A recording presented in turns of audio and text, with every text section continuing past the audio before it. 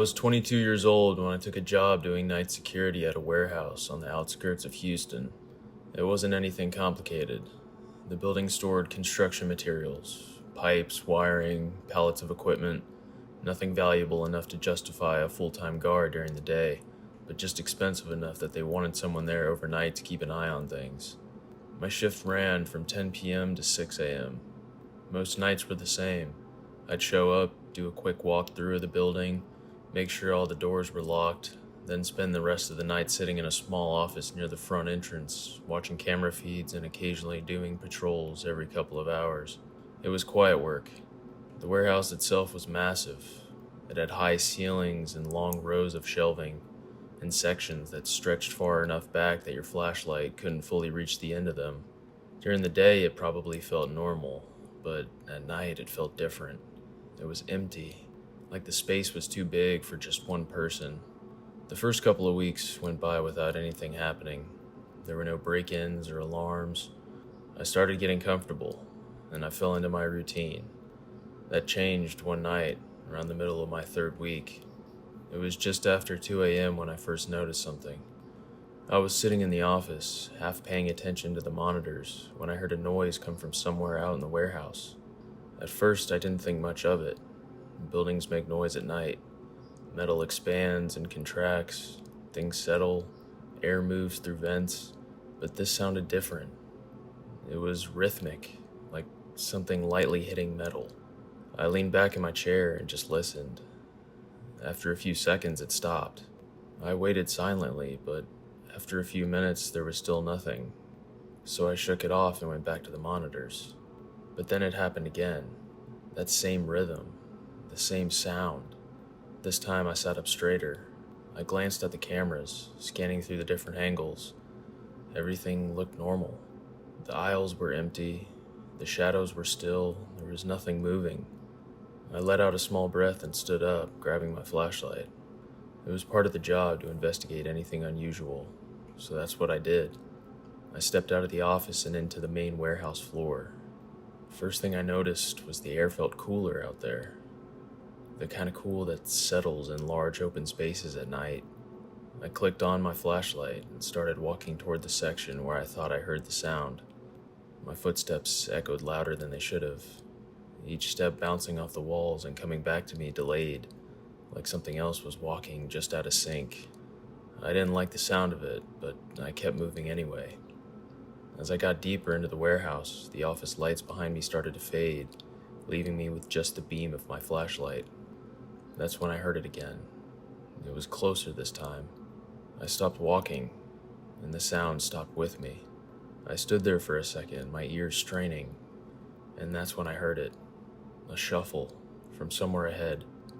My grip tightened on the flashlight. I called out hello, telling anyone out there that it was security, and if they were in here, they needed to come out now. My voice echoed down the aisle, but I didn't get a response. I took a few more steps forward, slower now. The beam of my light moved across the shelves, catching shapes and shadows that looked different every time I shifted it. And then I saw something. At the end of the aisle, a figure, standing there, completely still. I froze, and for a second my brain tried to rationalize it. Maybe it was something stacked on a pallet. Maybe it just looked like a person. But then it moved.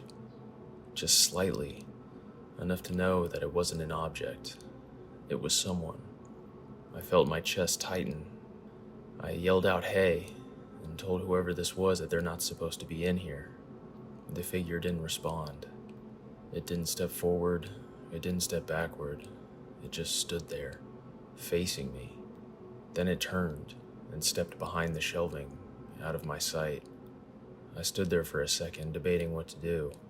Part of me wanted to go back to the office and call it in, but another part of me felt like I needed to make sure no one was actually inside. Against my better judgment, I moved forward, slowly. Each step I took was careful. When I reached the end of the aisle, I turned the corner quickly, my flashlight snapping toward where I expected them to be. But there was nothing. The space behind the shelving was empty. No one was there. I spun around, checking the surrounding aisles, but still there was nothing. That didn't make sense. There was nowhere for them to go that fast without me hearing it. Then I heard it, right behind me. I turned around so fast I almost lost my balance. The sound was coming from the metal shelving. Something was tapping against it, from the other side. I stepped closer, my light shaking slightly as I raised it. I told whoever this was to stop messing around, trying to keep my voice steady. The tapping stopped, and for a second, there was nothing. And then slowly, a hand wrapped around the edge of the shelf. Fingers first, then the rest of it, gripping the metal. I felt a chill run down my spine. The hand looked dirty and rough. Then a face slowly leaned out from behind the shelf. It was close to me, too close. The man's eyes locked onto mine immediately, and he smiled. It was probably the creepiest smile that I had ever seen. Then whoever this was spoke. "I was wondering when you'd come back here," he said. This made my stomach drop. He then told me that he didn't hear me come in, and after saying this, he tilted his head slightly. He said he's been here. The way he said it didn't feel like a joke. It felt like a statement. I took a step backward and told him he needed to leave now. He didn't move. He didn't blink. He just started stepping out from behind the shelf, slow and deliberate. He asked me why, and told me that it's quiet here and that he liked it. I took another step backward. My heart was pounding now. It was at this point I decided that I needed to go back and call this in. I told him this, and that's when his expression changed. He wasn't angry or aggressive, just different. He stopped smiling, and in a lower voice he said, "You shouldn't have come back here." Something in me snapped. Every instinct I had told me to leave. I turned and started walking fast down the aisle. I heard movement behind me, and then I started running. He wasn't fast, but he was following, with steady footsteps, keeping pace with me. I didn't bother looking back. I just kept moving until I reached the office. I slammed the door behind me and I locked it. My hands were shaking as I grabbed the phone and called it in. While I was on the phone, I looked up at the monitors, and that's when I saw him again, standing in the middle of the warehouse, looking directly at one of the cameras, as if he knew exactly where it was. He didn't move or try to hide. He just stood there, staring. The police arrived about 10 minutes later, but by the time they searched the building, he was gone. They didn't find any signs of forced entry or where he may have exited. There was nothing missing or disturbed. That was the part that really creeped me out. I finished out the rest of that week, and then I quit, because all I kept thinking about was what he said, that he had been there, and the way he looked at me when he said it, like I was the one that didn't belong.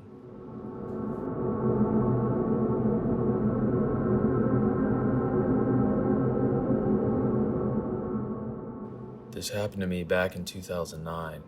I was 25, and I had picked up a night security job at a corporate office park. It wasn't the kind of place you'd expect anything to happen. There were 3 identical glass buildings, a shared parking garage, a small courtyard in the middle with a fountain that shut off at night. During the day, it was full of people in business clothes walking between buildings, but after 8 p.m., it emptied out completely. My shift ran from 11 at night to 7 in the morning. My job was pretty simple. I would check the doors, watch the cameras, log anything unusual, and do a walking patrol through each building once every couple of hours. Most nights I spent more time fighting boredom than anything else. The first month went by without a single issue. There were no alarms or break-ins, nothing. That's why what happened that night caught me so off guard. It was a little after 3 a.m. when I noticed something on the cameras. I was sitting in the security office in Building A, scrolling through feeds out of habit more than concern, when one of the hallway cameras in Building C caught my attention. At first, I couldn't tell what I was looking at. The camera faced a long corridor with offices on both sides, and at the far end, there was a glass door that led to a stairwell. The motion lights in that hallway were supposed to stay off unless someone walked through, but they were on. They weren't flickering, not turning on and off, they were just on. I leaned closer to the screen, staring at it. There was no movement, no visible person, just a fully lit hallway that should have been dark. I flipped through the other cameras in that building. Everything else looked normal. I switched back, and that light was still on. I grabbed my radio out of habit, even though I was the only one on site, and clipped it to my belt. Then I picked up my flashlight and headed out. The walk between buildings wasn't long, but at that hour it felt different. The courtyard was dead silent, and the sound of my shoes on the concrete echoed more than it should have. The fountain sat still in the center, black water reflecting just enough light to make it look deeper than it was. I got to building C, scanned my keycard, and stepped inside. The lobby lights were dim, just like they were supposed to be. Nothing felt out of place. I made my way toward the hallway I had seen on the camera, and as I got closer, I could see the light spilling out into the main corridor. Now I knew it was definitely on. I slowed my pace without really thinking about it. Something about the situation just didn't feel right. I turned the corner into the hallway and stopped. The lights were on, but the hallway was empty.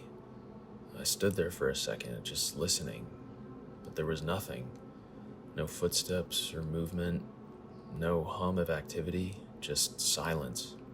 I stepped into the hallway, my flashlight still in my hand even though I didn't need it. I called out that I was security, and if there was anyone there, they needed to leave. My voice carried down the corridor and faded, but there was no response. I started walking, checking door handles as I passed, just like I always did. They were all locked. Everything was normal. When I reached the end of the hallway, I turned toward the glass door that led to the stairwell, and that's when I noticed something. The door was slightly open, just enough to leave a narrow gap. I knew for a fact that door was supposed to be closed and locked. I pushed it open slowly, and the stairwell light flicked on automatically. It was empty. I leaned over the railing looking down, but there was nothing. Then I looked up, and that's when I heard it. A footstep. From right above me. It was soft but clear. I froze, and then I heard another step. It was slow and measured. Someone was on the floor above me. I stepped back into the hallway immediately, so I could steady my breathing and think about what I wanted to do next. I didn't want to go up there. Everything in me said not to, but it was my job. I moved back into the stairwell and started up the steps. Each one creaked slightly under my weight. I kept my flashlight angled upward, ready to catch whoever was up there. As I reached the next landing, I stopped. The door to the second floor was closed. I listened, but there was nothing. I pushed it open. The hallway beyond was dark. Unlike the one below, the lights hadn't been triggered. I stepped out slowly, my flashlight beam cutting through the darkness. I called out security, and that whoever it was needed to come out now. My voice felt smaller up there, like the space was swallowing it. I took a few steps forward, then I heard it again, behind me, in the stairwell, a footstep. I spun around immediately, my light snapping back toward the door, but the stairwell was empty. I stared at it for a second, my heart starting to beat faster. That didn't make sense to me. I had just come from there. I stepped back toward the door and looked down over the railing again. There was nothing. There was no movement or sound. I went back into the second floor hallway, trying to shake the feeling creeping up on me. I moved slower now, more carefully. About halfway down the hall, my flashlight caught something on the floor. I stopped. There was a phone lying there, face down. I walked closer and picked it up.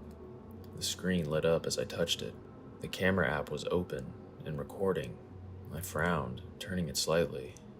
The recording was still going, and what it was pointed at made my stomach drop. It was aimed down the hallway, at me, from behind. I felt a cold rush run through my body, and slowly I turned around. My light swept across the hallway behind me. It was empty. I looked back down at the phone. The recording was still running. I hesitated for a second, then tapped the screen to play back what had just been recorded. The video showed me walking down the hallway, stopping, and picking up the phone. Then, behind me, a figure stepped into view. It was tall, and standing just a few feet away from me. close enough that if I had taken one step back, I would have run into it. I stopped the video immediately, my hands starting to shake. I turned around again, but there was nothing. I didn't try to investigate any more after that. I didn't check the rest of the building. I didn't finish my rounds. I walked straight back to that stairwell, went down to the first floor, and left the building. I sat in the security office the rest of the night with every camera pulled up on the screen, just waiting, watching, but I didn't see it again. When morning came, I handed the phone over to my supervisor and told him everything. He didn't believe me. He said it was probably a prank or someone left it behind. But I know what I saw, and more importantly, I know what I didn't see. Because whatever was standing behind me in that video was never there when I turned around.